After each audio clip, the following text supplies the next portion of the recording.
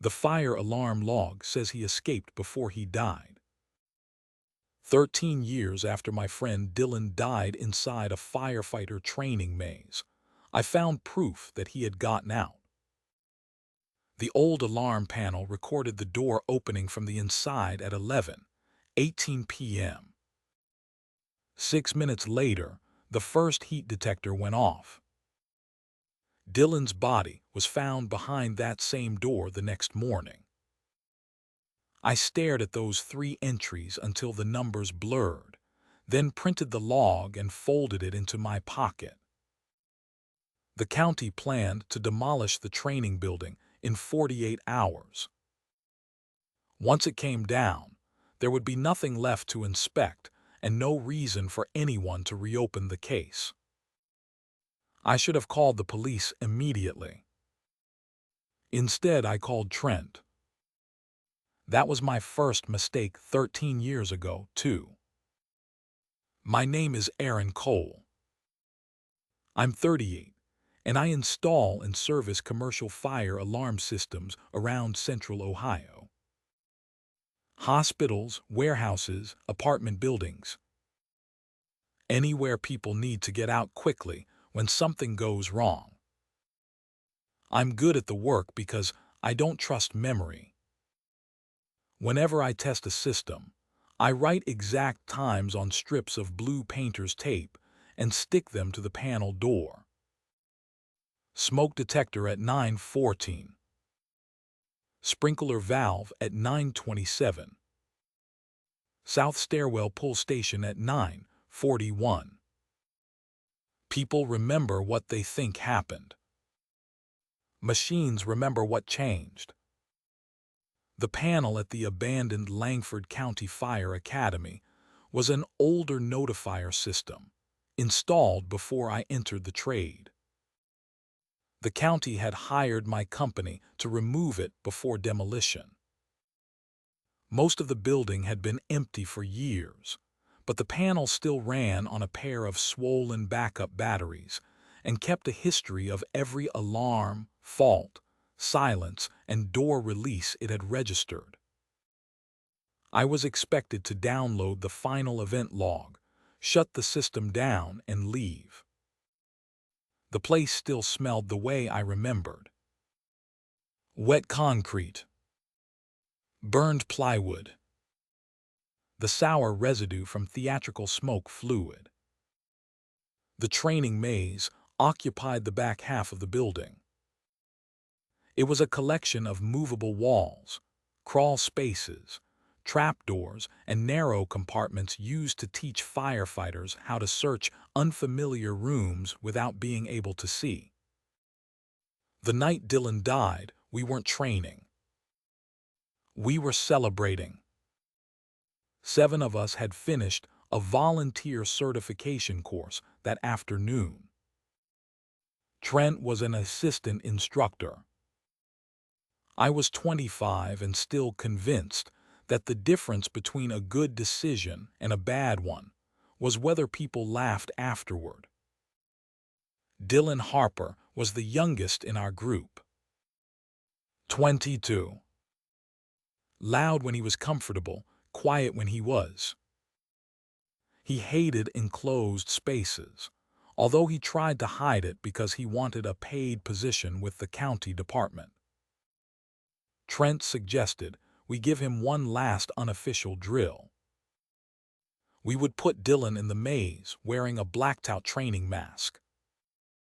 Trent would use the instructor microphone to whisper directions over the building speakers. The rest of us would bang on the walls and move obstacles around. 2 minutes of confusion. Then I would release the magnetic lock on the exit. Dylan agreed after 3 beers and 10 minutes of us telling him he needed to learn to handle pressure. That part matters. Nobody forced him into the maze. But I entered the override code that locked the exit behind him. When the trouble buzzer sounded on the panel, we thought it was part of the prank. Trent silenced it from the instructor's office. Then someone smelled burning plastic. The smoke machine had been left running beside a stack of old foam insulation. By the time we realized there was a real fire, the hallway outside the maze was filling with smoke. I ran to the panel and tried the release code. The screen froze. Trent grabbed my shoulder and told me the locks would fail open when the power dropped. He said Dylan would crawl out with everyone else. I believed him because Trent was an instructor, and I was drunk and frightened. We evacuated. By the time the department arrived, flames had reached the maze roof. Nobody could go back inside. Dylan was found after sunrise in compartment 3, curled against a door that should have released automatically. The investigation blamed the smoke machine, outdated wiring, alcohol, and a chain of bad decisions. The magnetic lock had fused during the fire, so no one could determine whether it had opened. I admitted entering the override code. Trent admitted silencing the first trouble signal. No one was charged. For 13 years, I had carried a specific picture of Dylan's last minutes. Him crawling through the dark while I stood safely outside. Him finding the exit locked because of a code I entered. Then the old panel told me he had opened the door. At 11:18, the exit contact changed from secure to open. At 11:19, it returned to secure. At 11:20, someone in the instructor's office activated a manual lock command. The first heat detector didn't alarm until 11:24. Dylan had escaped before the fire. Someone locked him inside again. Trent answered my call on the 4th ring. We hadn't spoken in almost a year, but his voice still had the same calm, measured quality he used when teaching recruits. "Yaron, everything okay? I'm at the academy." He paused. I heard traffic behind him and the soft click of a turn signal. I thought demolition started Monday. "It does." "What are you doing there?" "Removing the alarm panel." Another pause. Then he asked, "Did you find something?" "Not what's wrong. Not why are you calling me. Did you find something?" I took the folded log from my pocket and pressed my thumb against the paper. The maze exit opened before the fire. The turn signal stopped clicking. Trent said, "Those old panels throw bad records all the time. They throw missing records. Duplicate timestamps. Corrupted device labels. They don't invent a clean door cycle followed by a manual command. You've spent too long blaming yourself." "This doesn't blame me." "I know." The way he said it made me grip the phone harder. Trent told me not to touch anything else. He was a battalion chief now, and he claimed the academy still fell under county control. He said he would come by and review the system with me. I told him I would wait. As soon as we hung up, I removed the panel's memory card. That was my second mistake. I should have left the building with it. Instead, I wanted more. The event log identified commands, but not the people who entered them. The instructor's office had once contained a separate computer that monitored the training maze. If the hard drive was still there, it might show which account activated the lock. The office had been stripped years earlier. The desk was gone, along with the monitor and radio equipment. Only a dented metal cabinet remained in the corner. Inside it, under old inspection binders, I found a black plastic case labeled Training Audio Archive. The academy recorded radio traffic during drills, so instructors could review mistakes afterward. I remembered Trent deleting the recording from the night of the fire because the session hadn't been official. At least that was what he told investigators. The case contained rows of small data cartridges. Most were marked by date. One had no label. I put it in my tool bag. Then I heard the maze door close. It made a heavy metal sound, followed by the clack of the magnetic lock. I stepped into the hallway. Trent. No answer. The building's main entrance was visible at the other end of the corridor. Sunlight came through the wired glass. No one stood there. I walked to the maze exit and pulled the handle. Locked. That shouldn't have been possible. The panel was in service mode, and I had disabled the door control circuit before opening the cabinet. Then the panel's trouble buzzer started. 3 short pulses. A pause. 3 more. I hurried back to the equipment room. The display read: Manual lock command. User 4. I had never seen the panel show a user number in its event history, yet there, it was on the live screen. User 4.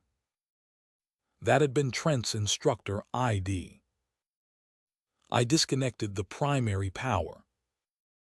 The panel went dark for half a second, then switched to its backup batteries. The buzzer continued. 3 pulses. Pause. 3 pulses. I pulled both battery leads. The sound stopped. From the hallway, the maze door released. I took the memory card, the audio cartridge, and left the building. Trent's truck passed me on the access road less than 2 minutes later. He slowed. For a moment, I thought he would block my car. Instead, he lifted one hand from the steering wheel and waved. I kept driving. There was only one person I trusted with what I had found. Dylan's older sister, Mara, lived outside Dayton and worked as a respiratory therapist. I hadn't seen her since Dylan's funeral. She had written me once, a few months after the investigation ended. The letter contained 6 words. You should have gone back for him. I still had it. When I called, Mara listened without interrupting. Then she asked me to send a photograph of the event log. 10 minutes after I did, she called back. Where's the original? With me. Does Trent know? Yes. She swore quietly. Mara, did Dylan ever say he was having problems with Trent? She was silent long enough that I checked the phone screen to make sure the call hadn't dropped. The afternoon he died, Dylan left me a voicemail, she said. I never gave it to the investigators. Why? Because he sounded drunk, and because he was accusing a county instructor of falsifying safety inspections. I thought it would make Dylan look vindictive. She told me Dylan had discovered that Trent had signed off on repairs that were never completed. Door releases, emergency lighting, smoke control equipment. Dylan planned to submit copies to the fire chief after graduation. Did he name Trent? He didn't have to. I pulled into an empty grocery store parking lot. Mara, why didn't you ever tell me? Because you already admitted locking him in. The answer was fair, which made it worse. Mara still had the voicemail. She played it for me over the phone. Dylan's voice was loose from alcohol, but the words were clear. Trent knows I copied everything. He keeps telling me I misunderstood the reports. I'm going to turn them in tomorrow. I'm done letting him make me feel stupid. In the background, someone knocked on a door. Dylan lowered his voice. He's here. The message ended. The timestamp was 9:46 p.m. Less than an hour before we put him in the maze. Mara agreed to meet me at my shop that evening. I had an adapter that could read the training cartridge, assuming the data hadn't degraded. Before she arrived, Trent called 6 times. I let every call go to voicemail. His messages changed as the afternoon went on. First he sounded concerned, then irritated. By the final message, he wasn't pretending. You removed county property, Aaron. Bring it back before this becomes a legal problem. He never mentioned Dylan. Mara arrived just after 7, still wearing Navy hospital scrubs under her coat. She looked like her brother around the eyes, though I didn't tell her that. We connected the cartridge to an old reader and opened the archive software. There were 17 audio files.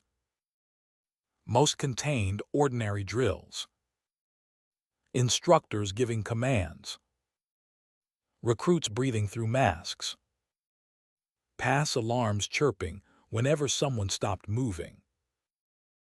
The final file was dated the night Dylan died. It began with laughter. Mine was the loudest. I almost shut it off. Mara put her hand over the mouse. No, she said. You've got to stop listening for 13 years. So we listened. We heard Dylan enter the maze. We heard Trent's voice over the speakers, telling him to crawl forward. We heard me and 2 others banging on the walls. At 11 minutes into the recording, the first trouble buzzer sounded. Someone laughed. At 13 minutes, I entered the release code. The panel emitted a confirmation tone. A door opened. Dylan coughed and said, "I'm out. You guys suck." Relief hit me so hard I leaned back from the desk. He had gotten out.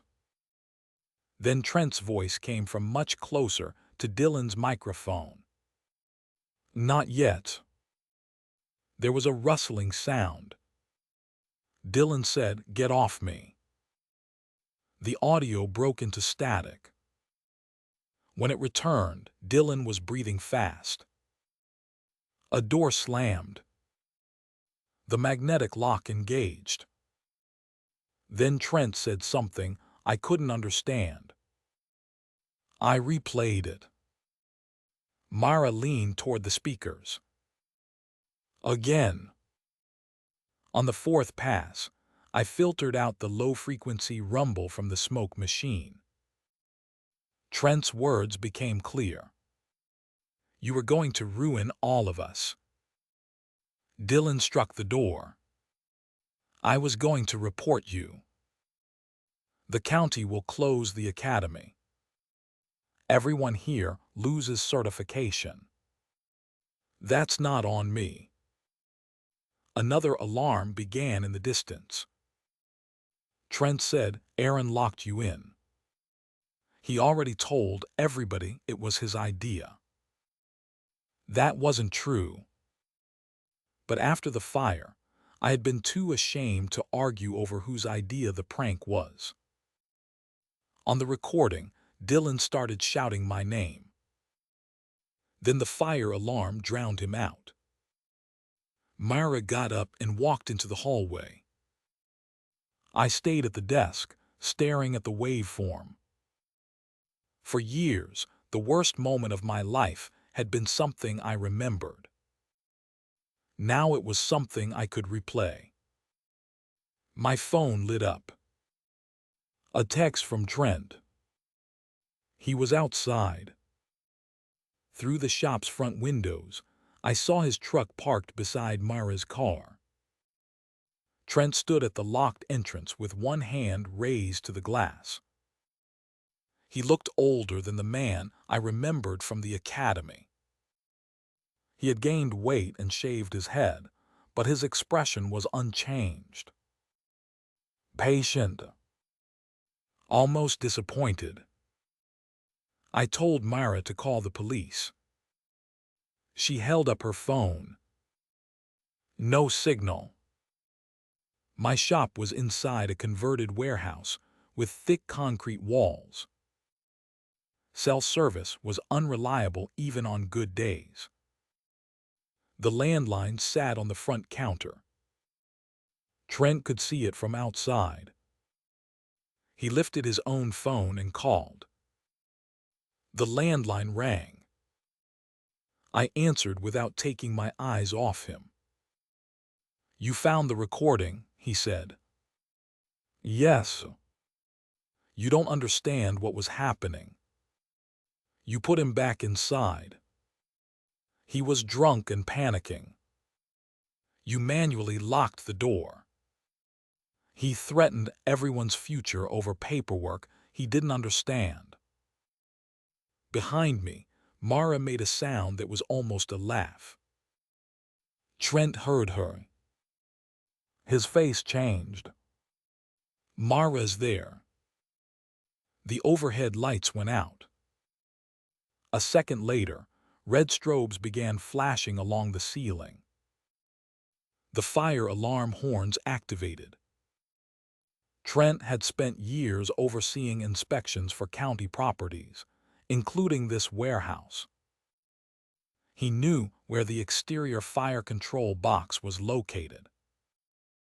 He also knew my shop's security doors, released during a fire alarm. The front lock clicked open. Trent entered. He wasn't carrying a gun. He had a red emergency key in one hand and a road flare in the other. The flare wasn't lit. Give me the cartridge, he said. Mara stood beside the desk. You killed my brother. Trent looked at her, then at me. The fire killed Dylan. You locked him in. I was going to let him out after he calmed down. You silenced the alarm. I thought it was another system fault. He had an answer for everything. 13 years of rehearsing had polished every edge. Then his eyes moved toward my computer. The audio file was still open. He crossed the room. I stepped between him and the desk. Trent was bigger than me and always had been. He shoved me into a shelving unit. My shoulder struck metal hard enough to numb my arm. Mara grabbed the cartridge. Trent caught her coat and pulled her backward. The road flare dropped. I lunged for the fire panel, mounted near the rear exit. Trent saw me and understood. You cut that circuit, the recording dies. He was right. The computer, cartridge reader, and network storage were all connected to a backup power supply, but the fire panel controlled the shop's magnetic doors. If I disabled the wrong circuit, the system would dump power across the access relays and possibly erase the panel history. I had spent my adult life avoiding guesses. That night, I had no time for anything else. I opened the panel and found the blue painter's tape from my last inspection still stuck inside.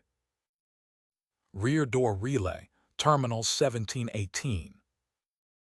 I had written it myself 3 months earlier. Trent pulled Mara toward the front entrance. I used my insulated cutters on terminal 17. The panel registered a ground fault. Every magnetic door in the shop released. The rear exit opened. Mara twisted free and ran for it with the cartridge. Trent went after her. I grabbed the public address microphone from the panel cabinet. The system had a manual evacuation function. Anything spoken into that microphone played through every horn speaker in the warehouse. Instead of speaking, I held my phone against it. The recording of Dylan filled the shop. You were going to ruin all of us. I was going to report you. Trent stopped. The sound came from the ceiling, the hallway, the warehouse beyond the rear door. For the first time since he arrived, he looked frightened. Not guilty. Frightened. He turned toward the nearest speaker. On the recording, Dylan shouted my name from inside the maze. Trent backed away from it. I did open the door, he said. His voice carried through the active microphone. I was going to let him out. I kept the microphone raised. You locked it again. He wouldn't stop yelling. You left him. The smoke was already in the hall. You left him. Trent looked at me. I thought you'd go back. That sentence broke something in me more completely than the recording had. All those years, he had encouraged my guilt. Sat beside me at Dylan's funeral. Told investigators I had believed the door would release. Called me every anniversary to say accidents didn't make us bad people. He hadn't merely hidden behind my mistake. He had fed it. Sirens approached outside. Myra had reached the parking lot and called from the road. Trent heard them too. He moved toward the rear door. I blocked him. He raised the emergency key like a knife. I could have stepped aside. Part of me wanted to. Instead, I grabbed his wrist. We hit the concrete floor together. The key cut my palm, but I held on until 2 police officers entered through the rear door. Trent didn't fight them. He kept staring at the ceiling speakers. The recording had ended. But the fire panel was still producing 3 short treble pulses. A pause. Then 3 more. Trent pleaded guilty the following spring. The audio alone might not have been enough. His confession in my shop helped. So did the original event log and the inspection records Dylan had mailed to himself before he died. The county reopened 6 years of Trent's inspections.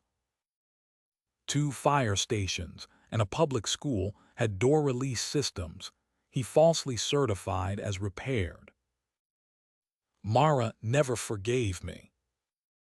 I don't blame her. She did tell me one thing outside the courthouse. You opened the door this time. I still service alarm systems, though I no longer work for the county. I also stopped erasing old painter's tape. Every time I open a panel, I see layers of dates and handwritten notes from earlier visits. Proof that something happened. Proof that someone was there. Last month, a forensic technician returned the memory card from the Academy panel. He had recovered several deleted user records, including the original account list. Trent had been user 3. User 4 belonged to Dylan. According to the panel, Dylan's account issued the manual lock command at 11:20 p.m., while he was already trapped inside the maze. The technician called it corrupted data. He was probably right. But I remembered the abandoned academy, the disconnected batteries, and the live screen displaying user 4 before Trent arrived. I remembered the maze door locking by itself. Most of all, I remembered the 3 short pulses from the panel. That sound wasn't an alarm. On that model, 3 pulses meant a command had been accepted.